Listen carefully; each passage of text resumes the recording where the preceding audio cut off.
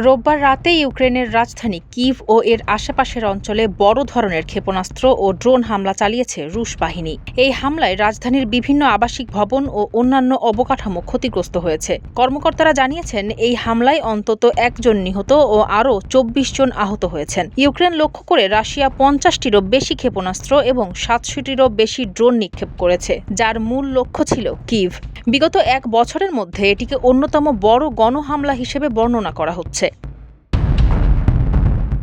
কিভের mayor Vitali Klitschko জানান, শহরের প্রতিটি জেলাতেই কম বেশি ক্ষয়ক্ষতির খবর পাওয়া গেছে। হামলায় অন্তত 7টি বহুতল আবাসিক ভবন, একটি সুপারমার্কেট, একটি শপিং সেন্টার এবং একটি অফিস কেন্দ্র ক্ষতিগ্রস্ত হয়েছে।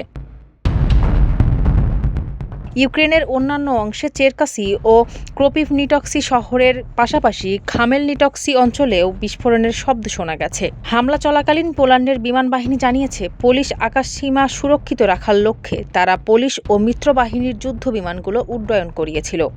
ফারজানা হাসিন, মানবকণ্ঠ।